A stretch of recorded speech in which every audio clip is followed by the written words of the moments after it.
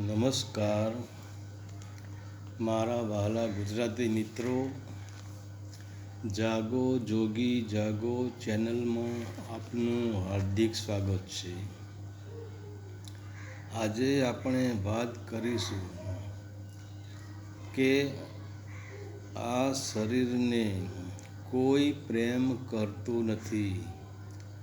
ભલે લોકો કહે છે કે આ મારો દીકરો છે, આ મારો ભાઈ છે, આ મારો પતિ છે, આ મારા બાપ છે, મિત્રો કહે છે કે આ મારો ભાઈબંધ છે, પરંતુ સત્ય જોવા જઈએ તો આ જગતમાં કોઈ આ શરીરને પ્રેમ કેમ નથી કરતું, તો લોકો પ્રેમ કોને કરે છે?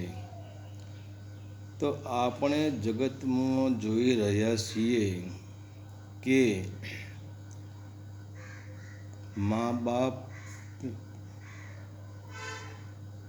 સંબંધો હોય છે, બાપ બેટાના સંબંધ હોય, ભાઈ બહેનના સંબંધ હોય, પતિ પત્નીનો સંબંધ હોય, કોઈ મિત્રનો સંબંધ હોય કે ભાઈ ભાઈનો સંબંધ હોય, લગભગ બધા જ સંબંધો વાસના લાલચને કારણે જ ટકી રહ્યા છે।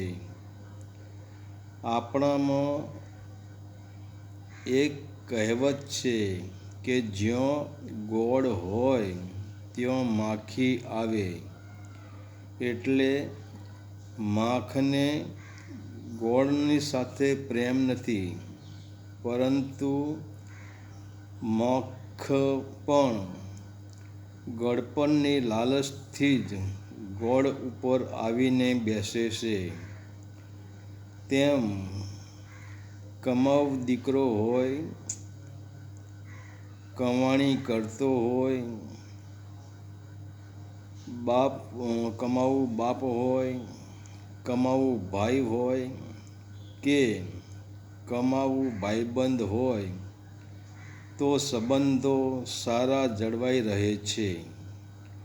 પરંતુ કદાચ એ જ માણસને સંજોગોવશાત કોઈ તકલીફ આવે છે, કમાણી બંધ થઈ જાય છે કે પછી કોઈ ભયંકર બીમારીમાં સપડાઈ જાય છે, અથવા તમારો ભાઈ, તમારો બાપ, તમારો પતિ નીચ, નાલાયક, બદમાશ, દારૂડિયો અને જુગારી હોય, ઉડાઉ અને રખડેલ હોય, તો તેનાથી આખો પરિવાર સંબંધ કાપી નાખે છે।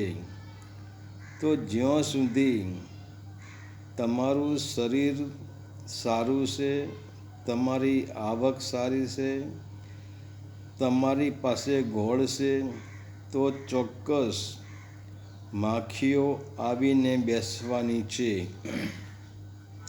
અને આવા ટાઈમે જો તમને કંઈક થઈ જાય તો તમારી પત્ની, તમારી બહેન, તમારા બાપ કે તમારા બાળકો પણ એમ જ કહેશે। પત્ની કહેશે, જો મારા પતિને કંઈ પણ થઈ જશે તો હું તેના વગર જીવી નહીં શકું। મા બાપ એમ કહેશે કે હે ભગવાન, તું મારા પ્રાણ લઈ લે, પરંતુ મારા દીકરાને બચાવી લે। તો શું આ બધાય તમારા શરીરને પ્રેમ કરે છે?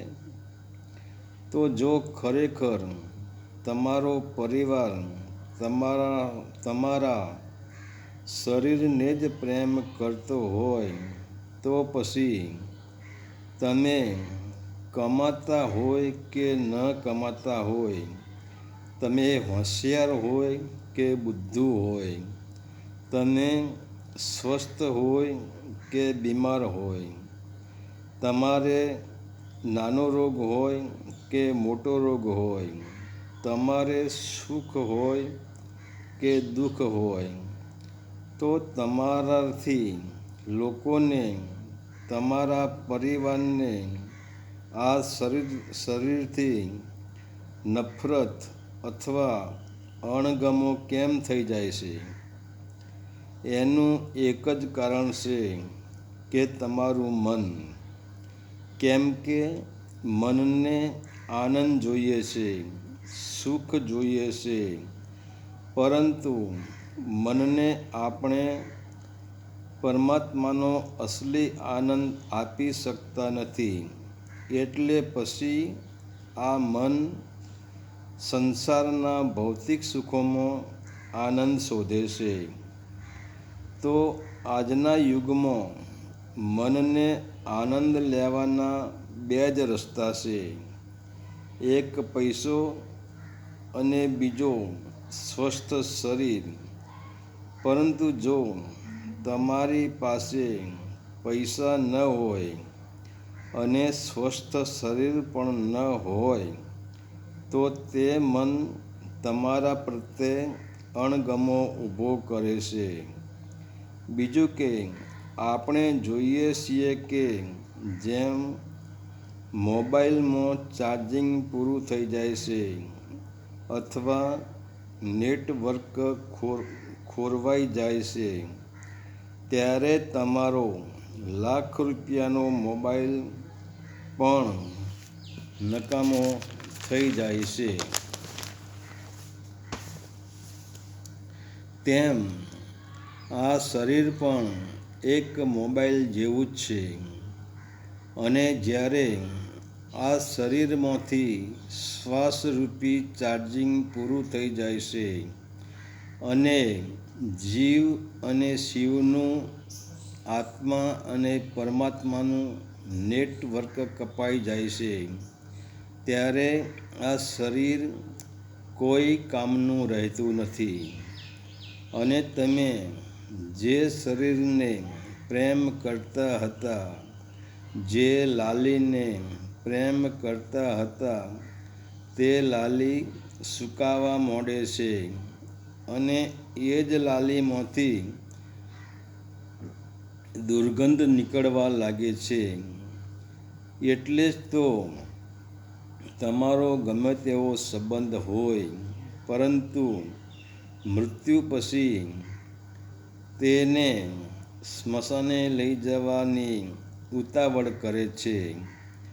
તો આપણને વિષય વાસના મોહને લીધે ભ્રમ થાય છે કે આ બધા જ મારા છે, મને પ્રેમ કરે છે.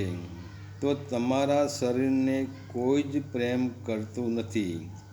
અને જો લોકો શરીરને જ પ્રેમ કરતા હોય, તો મૃત્યુ પછી શરીર તો તમારી પાસે જ રહે છે, તમારા જ ઘરમાં પડ્યું હોય છે. તો તેને કેમ સાચવીને રાખતા નથી? તેને કેમ પ્રેમ કરતા નથી? તો આ પૂરા જગતમાં જો શરીરના સંબંધો છે તે જૂઠા છે.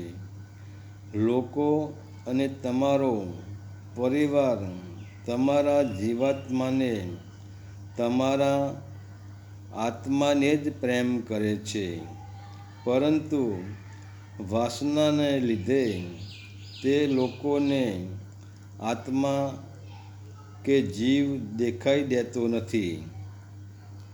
ફક્ત શરીર જ દેખાઈ દેશે અને શરીરને મારું મારું કહી રહ્યા છે.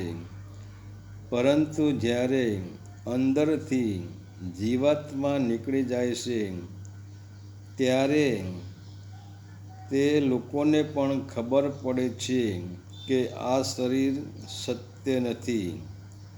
તેથી તો તેને શરીર નહીં પણ મરદું અથવા લાશ કહે છે. હરિ ઓમ તત્સત. આદેશના પ્રણામ.